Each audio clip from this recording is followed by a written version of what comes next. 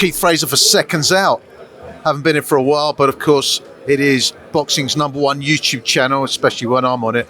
And I'm here with the main man, WBO cruiserweight champion of the world, Chris Billam-Smith. Chris, great to see you, mate.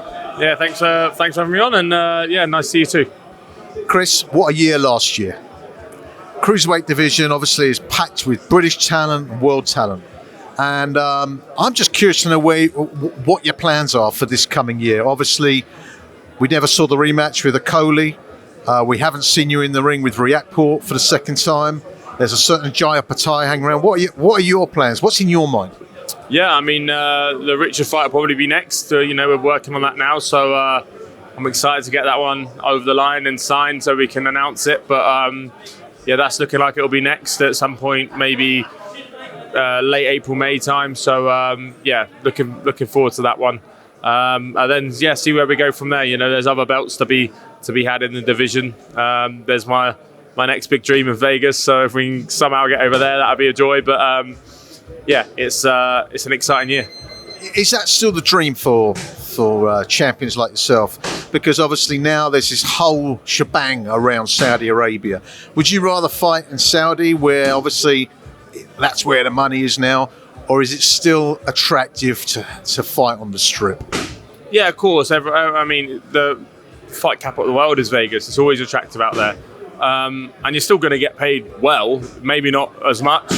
I'm not saying I wouldn't fight in Saudi, in a sense, but especially now I've got a young family, and that's obviously what I'm fighting for. I'm fighting for my family, so it'd be difficult to turn down mega money, but at the same time, everything's has its own variables, right? So it would depend on the situation if there was one or the other.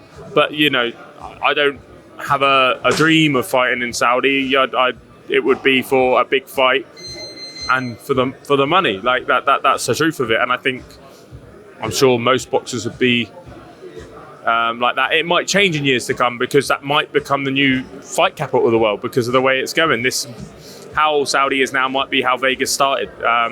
So yeah, but Vegas for me, I've been over there for Mayweather, Canelo. I've seen many Brits go out there and fight out there, like watched them on telly and stuff. So that's always just been a little pipe dream of mine. So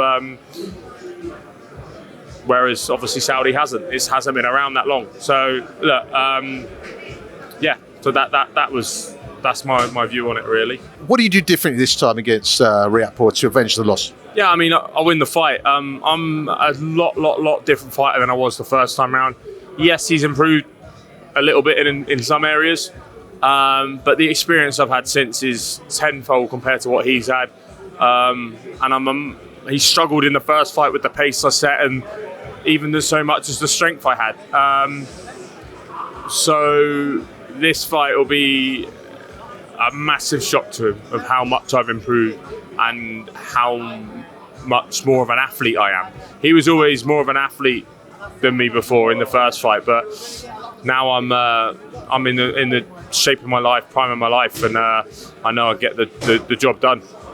Well, I was talking to one of your rivals, if you like, or if he stays in the cruiserweight division, Jordan Thompson, and I know that when he boxed Opetaia and got beat, you were one of the first people in the dressing room to console him and to show your support, which I think underlines your nickname, Chris. But of course, you saw Jai Opetaia beat him in 4, and of course, I think it was first round he won. Is he the guy that is in your vision? How do you overcome a guy who everyone's saying is the best in your division without being disrespectful to you? Yeah, I mean, I don't listen too much to hype and people. At the end of the day, if I listened to that, I would never beat Lawrence. I was going to get wiped out by Lawrence. I was going to get,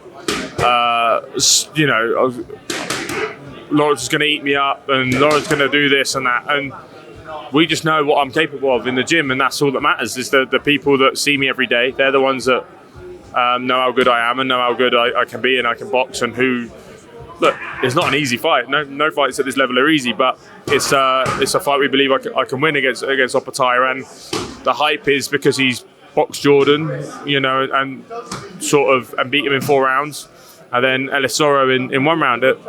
With respect to both those guys, this is what I said to Jordan in the changing room after. I said, look, you've jumped up a lot of levels here to go and box at world level. You've sort of missed all.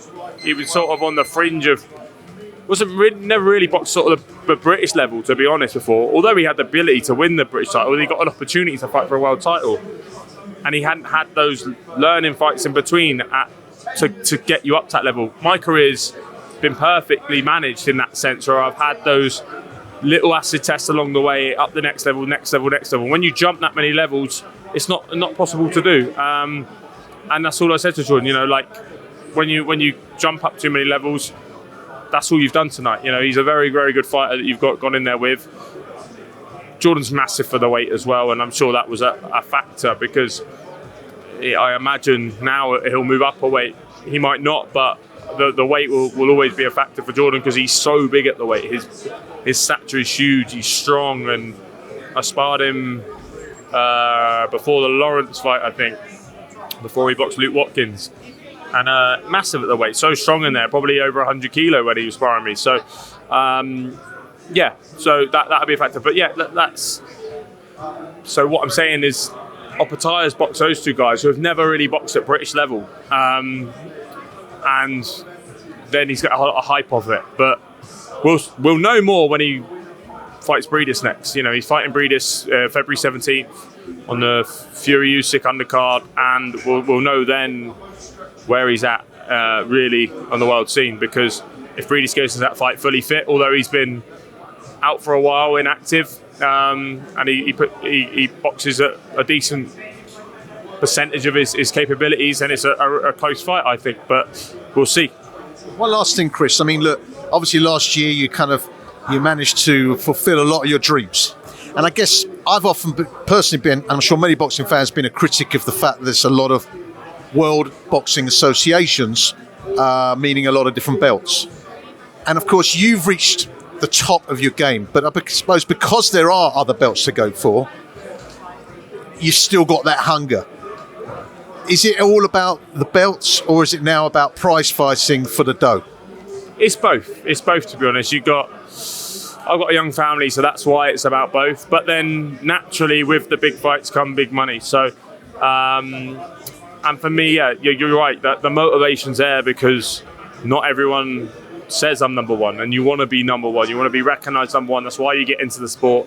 That's what you have the whole way through. So, it's those big fights are when I'm chasing. I'll deal with Riakporhe, and we'll be looking at the likes of Opetaia or Breedis or other belts and stuff like that. So that's why the motivation is very much still there. And then obviously to provide for my family as well is another motivation.